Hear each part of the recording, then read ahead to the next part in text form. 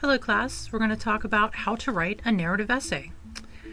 With a narrative essay, you'll need to tell a story, usually about something that happened to you, in such a way that an audience learns a lesson or gains insight.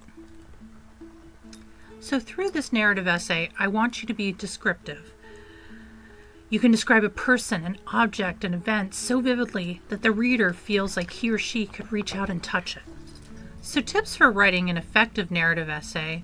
First, you want to tell a story about a moment, an event that means a lot to you. It will make it easier for you to tell a story in an interesting way. You want to get right to the action. You want to avoid long introductions and lengthy descriptions, especially at the beginning of your narrative. Of course, you want to make sure your story has a point. Describe what you've learned from this experience.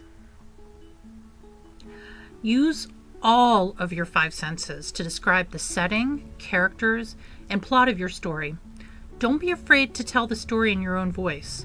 Nobody wants to read a story that sounds like a textbook.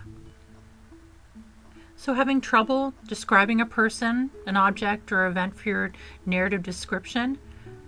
Think of these. What do you smell? What do you taste? What do you see? What do you hear? Or what might you feel or touch? Here's some examples to consider. Virginia rain smells different than a California drizzle. A mountain breeze feels different from a sea breeze. We hear different things in one spot depending on the time of the day.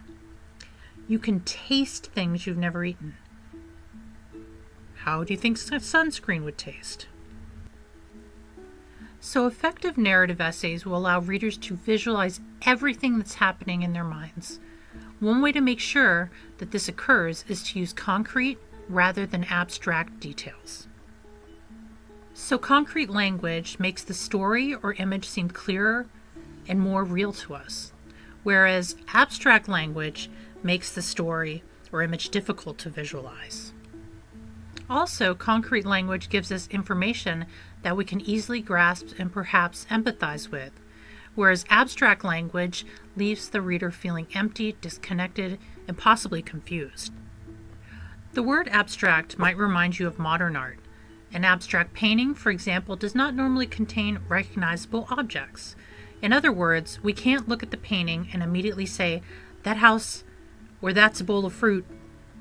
To the untrainable eye, abstract art looks a bit like a children's finger painting, just brightly colored splotches on a canvas. Avoid abstract language. So examples is, abstract would be, it was a nice day, whereas concrete would be, the sun was shining and the slight breeze blew across my face. Abstract, I liked writing poems, not essays. Concrete, I like writing short, rhythmic poems and hated rambling on about my thoughts on those 4-page essays. So as you think about writing your first essay, the narrative essay, take into consideration about how you would describe things. Use vivid descriptions. Have a great day.